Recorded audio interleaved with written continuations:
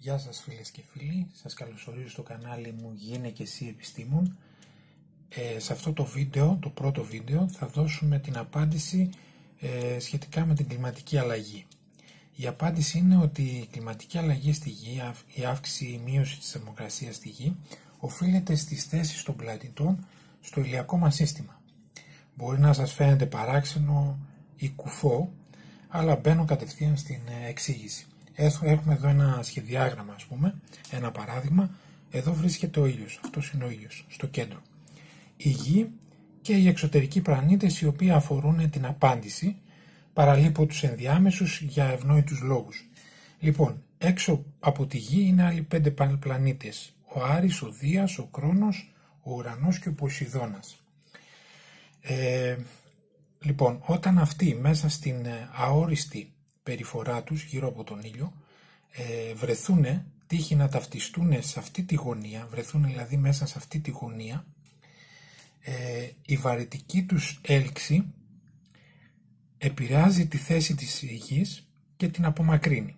Εδώ να αναφέρουμε ότι ο κάθε πλανήτης μπορεί να ζυγίζει δισεκατομμύρια τόνους, αλλά επειδή βρίσκεται μέσα στο απόλυτο κενό και η τριβή είναι 0, η μία βαρύτητα του πλανήτη επηρεάζει και τους υπόλοιπους. Υπάρχει δηλαδή μία αλληλεπίδραση ως προς τη θέση, κοντά ή μακριά στον ήλιο. Οπότε, όταν τύχει, βάσει στατιστικών συμβαίνει, δεν υπάρχει περίπτωση να μην συμβεί. Όταν τύχει και όλοι οι πλανήτες οι εξωτερικοί είναι μέσα σε αυτή τη γωνία, η βαρυτική τους έλξη αθρίζεται και ελκύει τη Γη προς τα έξω, την απομακρύνει δηλαδή από τον ήλιο. Από τη στιγμή που ο ήλιος είναι η πηγή ενέργειας και θερμότητας στο ηλιακό μας σύστημα και η Γη απομακρύνεται, η θερμοκρασία της πέφτει και έχουμε την εποχή των παγετώνων.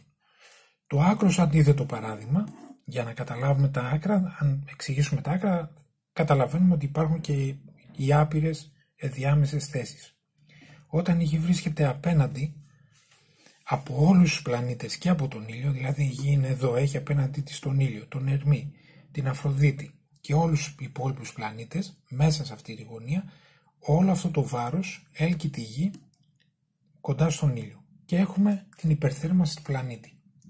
Τόσο απλό είναι, εντάξει, όσο και αν σας φαίνεται παράξενο, αυτή είναι η αιτία. Και το πιο σημαντικό είναι ότι πρέπει να καταλάβουμε ότι ο άνθρωπος είναι πάρα πολύ μικρός, και αυτός και τα αποθέματα που υπάρχουν στη Γη, για να μπορέσει είτε να δροσίσει τη Γη αν βρίσκεται σε αυτό το σημείο, είτε να τη ζεστάνει αν βρίσκεται στην εποχή των παγετώνων. Είναι αδύνατο να μπορέσει να κάνει κάτι ο άνθρωπος. Εντάξει, αυτή είναι η ουσία.